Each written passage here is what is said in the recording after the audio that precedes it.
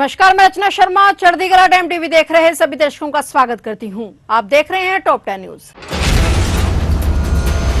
मणिपुर में एक बार फिर हालात तनावपूर्ण हो गए हैं। इम्फाल में लोग सड़कों पर उतर आए हैं, बस में आग लगा दी गई और जगह जगह लोग सुरक्षा बलों से भिड़ गए। इसके बाद प्रशासन ने 5 जिलों में कोर्ट के आदेश लागू कर इंटरनेट को बैन कर दिया है। मई 2023 में हिंसा की आग में झुलस रहे मणिपुर में बीते कुछ दिनों से शांति थी, लेकिन अब फिर से हालात बिगड़ गए हैं। मणिपुर में फिर से तनाव भड़कने की वजह से मेतेई संगठन अरामबाई तेंगोल के नेता करण सिंह की गिरफ्तारी को माना जा रहा है। संगठन के नेता की गिरफ्तारी के बाद लोग सड़कों पर उतर आए। प्रदर्शनकारियों ने क्वाके थेलो और ओरीपोक में सड़कों पर टायर और पुराने फर्नीचर जलाए। उन्होंने मेतेई नेता की रिहाई की मांग की। सड़कों पर केंद्रीय बलों की अतिरिक्त तैनाती कर सुरक्षा बढ़ा दी गई और वहीं इम्फाल पश्चिम, इम्फाल पूर्व, थैबेल और विष्णुपुर और काकचिंग जिलों में घाटी के 5 जिलों में शनिवार रात 11:45 से लेकर 5 दिनों के लिए इंटरनेट सेवाएं भी बंद कर दी गई। विदेश मंत्री एस जयशंकर 7 दिनों के विदेश दौरे पर हैं। वे 8 से 14 जून तक बेल्जियम, फ्रांस और यूरोपीय संघ की यात्रा करेंगे। विदेश मंत्रालय ने बताया कि यात्रा के दौरान विदेश मंत्री फ्रांस में द्विपक्षीय वार्ता करेंगे। साथ ही बेल्जियम में विदेश मंत्री एस जयशंकर अपने समकक्ष से बात करने के साथ ही प्रवासी भारतीयों से भी मुलाकात करेंगे। विदेश मंत्रालय ने बताया कि भारत और फ्रांस ने रणनीतिक साझेदारी के 25 वर्ष पूरे कर लिए हैं और फ्रांस के साथ हमारे संबंध गहरे विश्वास और प्रतिबद्धता पर आधारित हैं। दोनों देश कई क्षेत्रीय और वैश्विक मुद्दों पर समान दृष्टिकोण साझा करने के अलावा निकटता से सहयोग करते हैं। इसके अलावा विदेश मंत्री मार्सिले शहर में आयोजित होने वाले भूमध्य सागरीय रायसीना वार्ता के उद्घाटन समारोह में भी भाग लेंगे।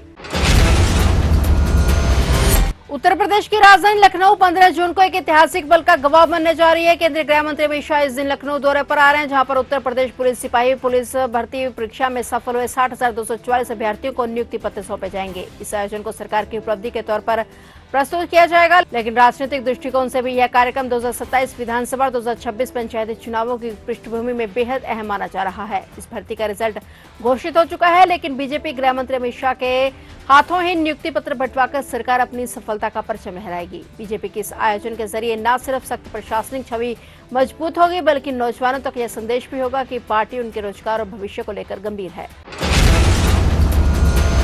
देश में कोरोना संक्रमण की बढ़ती रफ्तार डराने लगी है। कोरोना संक्रमण के सक्रिय केसों का आंकड़ा 6000 को पार कर गया है। बीते 24 घंटे में 6 कोरोना संक्रमितों की मौत हो गई और केरल अब भी देश का सबसे बड़ा प्रभावित राज्य बना हुआ है। यहाँ कोरोना के कुल 1950 केस हैं। बीते 24 घंटे में इसमें 144 का इजाफा देखा गया। इसके बाद गुजरात में 822, दिल्ली में 686, महाराष्ट्र में 595 और कर्नाटक में 366, उत्तर प्रदेश में 219, तमिलनाडु में 194, राजस्थान में 132 और हरियाणा में 102 कोरोना के मामले मिल चुके हैं। पिछले 24 घंटे में हुई मौतों की बात करें तो केरल में 3 कोरोना संक्रमितों ने दम तोड़ दिया। बढ़ते कोविड मामलों की वजह से केंद्र सरकार सुविधा स्तर की तैयारियों की जांच करने के लिए मॉक ड्रिल करा रहा है और सभी राज्यों को ऑक्सीजन, आइसोलेशन बेड, वेंटिलेटर और आवश्यक दवाओं की उपलब्धता सुनिश्चित करने के निर्देश दिए गए। उत्तर पूर्वी दिल्ली के दयालपुर इलाके में पड़ोसी के घर से 9 साल की बच्ची का शव सूटकेस में बंद मिला, जिसके बाद परिवार के सदस्यों और स्थानीय लोगों ने विरोध प्रदर्शन किया और नाबालिग के साथ यौन पीड़न और हत्या का आरोप लगाया। कानून एवं व्यवस्था बनाए रखने के लिए क्षेत्र में पुलिस और अर्धसैनिक बल के जवानों को तैनात किया गया। पुलिस यौन उत्पीड़न समेत सभी पहलुओं की जांच कर रही है और मामले की जानकारी के बाद प्रदर्शनकारियों ने पुलिस के खिलाफ जमकर नारेबाजी की। भीड़ ने लापरवाही का आरोप लगाया और दोषियों की तत्काल गिरफ्तारी की मांग की। इलाके में तनाव के कारण कई दुकानदारों की अपनी दुकानें बंद करनी पड़ी। उनमें से कई ने कहा कि वे हिंसा से डरते हैं और प्रदर्शनकारियों के बाजार की गलियों से मौजूदगी के चलते अपनी दुकानें बंद कर ली। वहीं इस मामले में राजनीति भी तेज हो गई है। दिल्ली की पूर्व मुख्यमंत्री और आप नेता आतिशी ने मामले को लेकर भाजपा सरकार पर निशाना साधा है। उन्होंने कहा कि दिल्ली की बिगड़ती हुई कानून व्यवस्था के लिए कौन जिम्मेदार है। लुधियाना पश्चिम उपचुनाव में आम आदमी पार्टी को बड़ी बढ़त मिली है। रविवार को शहर के सैकड़ों कांग्रेस नेता अपने समर्थकों के साथ आप पार्टी में शामिल हो गए हैं। लुधियाना वार्ड नंबर 59 से कई कांग्रेस नेता आप में शामिल हुए हैं। इन नेताओं को आप पंजाब के कार्यकारी अध्यक्ष अमनशेर सिंह शेरी कलसी ने स्थानीय नेताओं की मौजूदगी में औपचारिक रूप से पार्टी में शामिल किया और सभी नए सदस्यों को स्वागत किया। शामिल होने वाले नेताओं ने कहा कि उन्हें आम आदमी पार्टी के काम करने का तरीका पसंद आया। यही वजह है कि आज उन्होंने कांग्रेस को अलविदा कहकर आम आदमी पार्टी का दामन थाम लिया है। इस अवसर पर मीडिया को संबोधित करते हुए शेरी कलसी ने सभी नए नेताओं का पार्टी में स्वागत किया और कहा कि आम आदमी पार्टी की नीतियां और काम से प्रभावित होकर लगातार अलग अलग पार्टियों के नेता आप में शामिल हो रहे हैं। आज इतनी बड़ी संख्या में लोगों का पार्टी में शामिल होना निश्चित रूप से उन्हें उपचुनावों में बड़ी बढ़त दिलाएगा।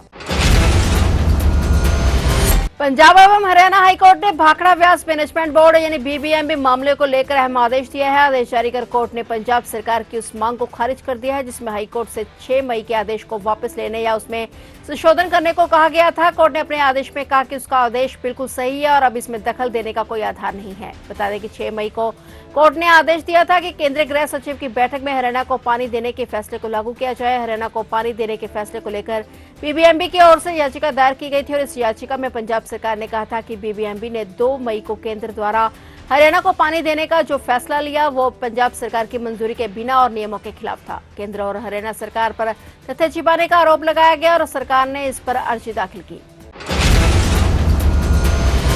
आज रविवार को मुख्यमंत्री नायब सिंह सैनी कुरुक्षेत्र पहुंचे, जहां उन्होंने 21 जून को आयोजित होने वाली अंतर्राष्ट्रीय योग दिवस के राज्य स्तरीय कार्यक्रम की तैयारियों की समीक्षा की। बैठक के बाद पत्रकारों से चर्चा में मुख्यमंत्री ने कहा कि धर्मनगरी में 21 जून को अंतर्राष्ट्रीय योग दिवस पर राज्य स्तरीय आयोजन किया जा रहा है। उसमें 1 लाख से ज्यादा लोग शामिल होंगे, जबकि प्रदेश भर के 10 लाख से ज्यादा लोग अपने अपने क्षेत्रों से विभिन्न माध्यमों से इस आयोजन से जुड़ेंगे तो नया रिकॉर्ड भी कायम करेंगे। आयोजन के लिए सभी तैयारियां पूरी की गई हैं। पूरी तरह से व्यवस्थित रूप से यह आयोजन होगा, जिसमें पूरी दुनिया में योग का परचम लहरा चुके योग गुरु स्वामी रामदेव योग क्रियाएं कराएंगे। मुख्यमंत्री ने कहा कि प्रदेश स्तरीय आयोजन के लिए हर व्यक्ति, संस्था, विभाग में विशेष उत्साह बना हुआ है। इस आयोजन को पर्व के रूप में मनाए जाने के लिए तैयारी है और 21 जून को पहले योग होगा और फिर जलपान होगा। योग दिवस पर योग मुक्त हरियाणा, नशा मुक्त हरियाणा थीम होगा। कांग्रेस की उत्तर प्रदेश इकाई के अध्यक्ष अजय राय ने धमाकेदार ऐलान कर दिया है, जिससे राजनीति में हलचल मच गई है। अध्यक्ष अजय राय ने कहा कि उनकी पार्टी आगामी पंचायत चुनाव अकेले अपने दम पर लड़ेगी। राय ने कहा कि हर बूथ पर कार्यकर्ताओं को मजबूत किया जाएगा और हमारे जितने भी बहादुर साथी हैं उन्हें पंचायत चुनाव में उम्मीदवार बनाया जाएगा। प्रदेश अध्यक्ष ने यह भी कहा कि जो साथी चुनाव जीतकर या ज्यादा से ज्यादा चुनाव जिताकर आएंगे उन्हें विधानसभा चुनाव में मौका दिया जाएगा। प्रदेश अध्यक्ष ने कहा कि हमें अपनी ताकत को और बढ़ाना है। वहीं उन्होंने अपने दम पर अकेले चुनाव लड़ने का ऐलान किया है। लखनऊ में राज्य नगरीय विकास प्राधिकार सूडा के परियोजना प्रबंधक ने अपने आवास पर कथित तौर पर फंदा लगाकर आत्महत्या कर ली। पुलिस ने आज रविवार को यह जानकारी दी। पुलिस ने बताया कि मृतक की पहचान सुधाकांत मिश्रा 59 वर्षीय के रूप में हुई है। उन्होंने गाजीपुर थाना क्षेत्र में इंदिरा नगर कॉलोनी स्थित अपने आवास पर कथित तौर पर फंदा लगाकर जान दे दी। उसने बताया कि घटना के समय मिश्रा की पत्नी दूसरे कमरे में थी और उनका बेटा घर पर नहीं था। पुलिस ने बताया कि जब बेटा घर लौटा तो उसने अपने पिता को फंदे पर लटका पाया और उन्हें एक निजी अस्पताल ले जाया गया, जहां डॉक्टरों ने मिश्रा को मृत घोषित कर दिया। परिवार के सदस्यों ने बताया कि मिश्रा हरदोई में तैनात थे और अगले कुछ महीनों में रिटायर होने वाले थे। उन्होंने बताया कि पिछले कई महीनों से वह डिप्रेशन में थे। पुलिस ने बताया कि पीड़ित के शव को पोस्टमार्टम के लिए भेज दिया गया है। फिलहाल टॉप 10 न्यूज में इतना ही और नए समाचारों के साथ फिर से हाजिर होंगे। तब तक के लिए देखते रहिए चढ़ती कला टाइम टीवी।